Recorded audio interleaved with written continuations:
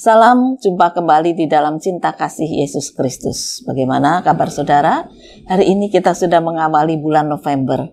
Sebentar lagi masa raya Advent, lalu diikuti Natal dan Tahun Baru. Waktu berjalan dengan sangat cepat.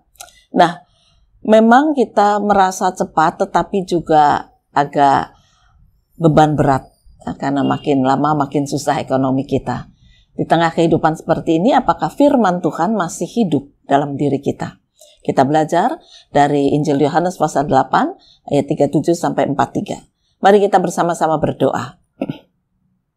Tuhan Yesus, banyak pergumulan yang harus kami hadapi, banyak persoalan yang harus kami selesaikan, tetapi tidak jarang kami kehilangan arah, kehilangan pegangan, kehilangan penghiburan dan pengharapan karena kami tidak lagi memahami firman Tuhan.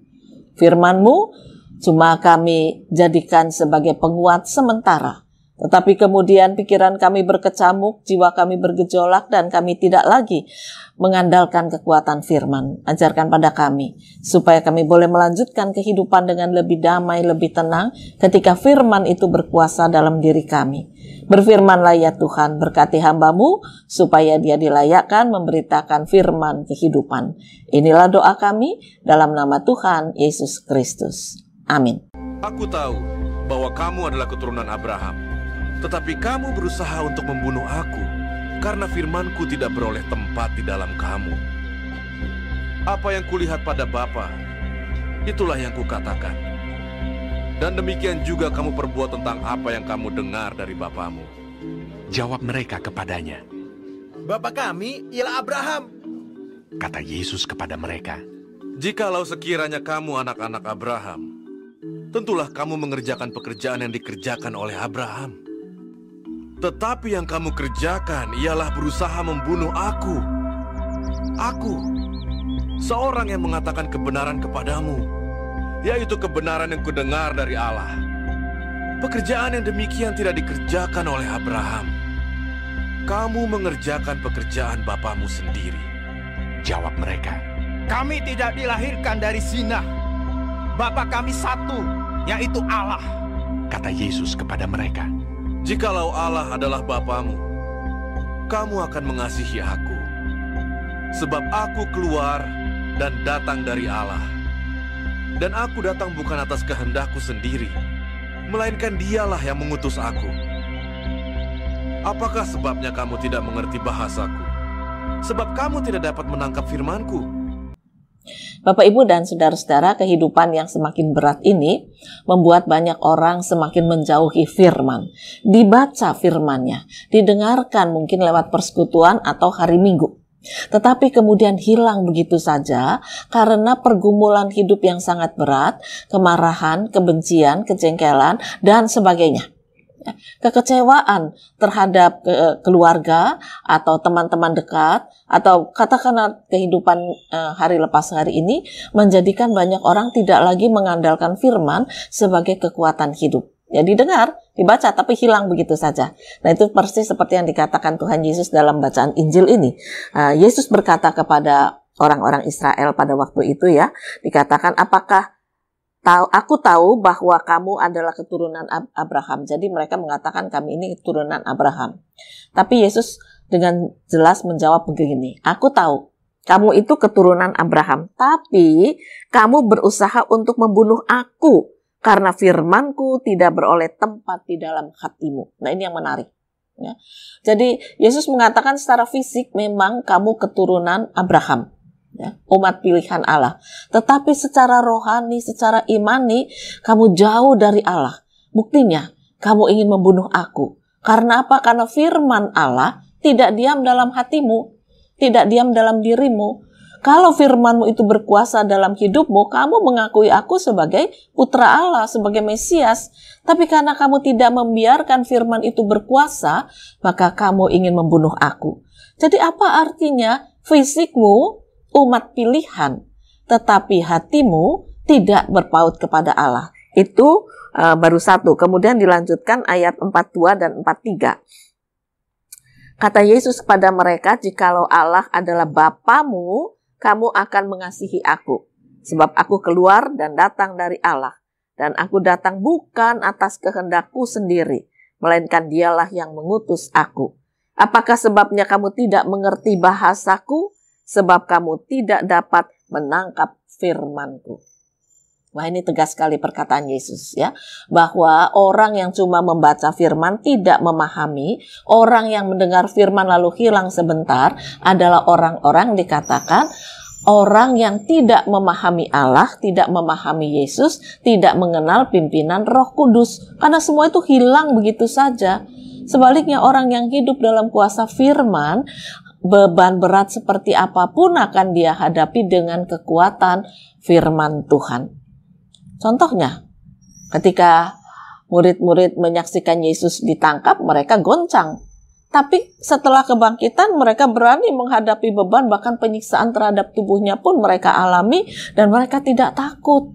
Mereka menghadapi dengan sukacita, keluarga-keluarga mereka juga merelakan para rasul ini untuk berkarya bagi Tuhan. Karena apa? Karena mereka sekarang hidup dalam firman kehidupan, yaitu Yesus.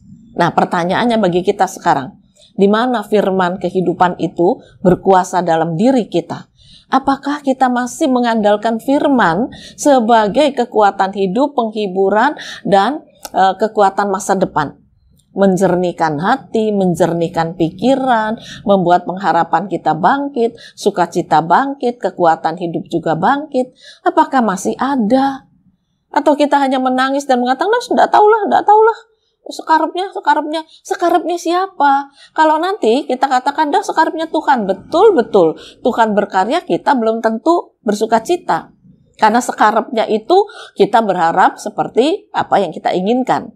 Tapi kalau kejadiannya tidak seperti yang kita inginkan, apakah kita berkata sekarepnya itu masih membuat kita sukacita? Banyak yang kecewa, banyak yang marah, banyak yang kemudian lari dari firman. Nah, hari ini kita belajar bahwa ternyata orang yang terpilih di dalam Yesus adalah orang yang hidup berdasarkan kekuatan firman. Jadi firmannya dibaca, firmannya direnungkan, dimasukkan dalam hati, jiwa, pikiran, kemudian dilakukan. Firmannya didengarkan, apakah dalam persekutuan wilayah atau dalam kebaktian.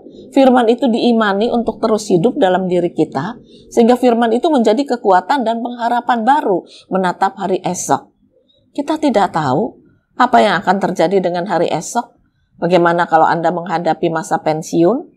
Apa yang harus Anda lakukan? Kegelisahan datang. Saya mau ngapain? Saya harus berbuat apa? Apakah saya tetap bisa hidup melanjutkan hari esok kalau saya pensiun misalnya? Ya, pengusaha mengatakan, bagaimana dengan usahaku? Semua ini tantangan berat. Ketika aku menurunkan harga, ada kerugian besar, ya, sebab bahan baku naik. Lalu aku tidak bisa menaikkan jualanku, terpaksa dikurangi. Lalu dikatakan kami ini penipu. Pergumulan lagi. Apakah kuat lama-lama hidup seperti ini? Dan inilah dunia yang dikatakan oleh Tuhan Yesus, awal dari penderitaan menjelang Yesus datang itu ya harus dijalani. Kapan datang kita tidak tahu, baru awalnya saja mungkin benar, mungkin tidak. Ya, belum tentu ini awal dari kedatangan Yesus yang sesungguhnya. Yesus mungkin masih lama, tapi awal dari penderitaan ini harus kita hadapi dengan firman kehidupan. Anggap saja memang Yesus segera datang. Oleh karena itu penderitaan yang kita alami sekarang ini harus kita atasi dengan firman. Sebab melalui firman itulah kekuatan kita dibangun, kesegaran iman kita dijaga, pikiran kita dijaga, hati kita dijaga, Roh Kudus berkarya, kita bisa menghadapi kehidupan dengan lebih tenang, lebih baik. Mungkin ekonomi belum akan pulih, bahkan mungkin akan merosot. Tetapi kalau firman kita semakin kuat, semakin teguh dalam diri kita, kita akan melihat karya firman kehidupan yang tidak pernah berhenti. Karya firman Yesus yang selalu mengasihi kita. Karya Roh Kudus yang menerangi jalan kehidupan akan lebih terasa, akan lebih memimpin, akan lebih membawa kita pada kehidupan baru yang menjanjikan. Oleh karena itu biarlah firman ini menjadi kekuatan baru. Ya. Kita tidak mengatakan diri kita anak Allah di dalam Yesus kalau kita tidak memahami firman. Ingat perkataan Yesus, buat apa kamu secara fisik ngaku keturunan Abraham, tapi kamu tidak mengerti bahasa firman.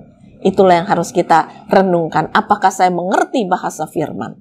Kalau saya tidak mengerti, saya harus berupaya untuk mengerti supaya tidak tersisih dan supaya tidak terbuang. Kehidupan dalam dunia ada batasnya, tetapi kehidupan firman Tuhan akan menuntun kita sampai akhir hayat dan memasuki hidup yang kekal. Perhatikanlah ini, jangan cepat putus asa. Firman Tuhan berkuasa. Tuhan memberkati firman-Nya. Amin. Mari kembali kita berdoa. Tuhan Yesus, biarlah firman-Mu berkuasa dalam diri kami, supaya kami tahu dalam susah dan senang, ketika kami bersandar pada firman, iman kami disegarkan, pikiran kami dibuka, sukacita kami dibangkitkan, pengharapan kami menjadi lebih kuat karena firman yang berkuasa dalam diri kami. Ajarkan kami senantiasa mengandalkan firman kehidupan. Inilah doa kami dalam nama Tuhan Yesus Kristus. Amin.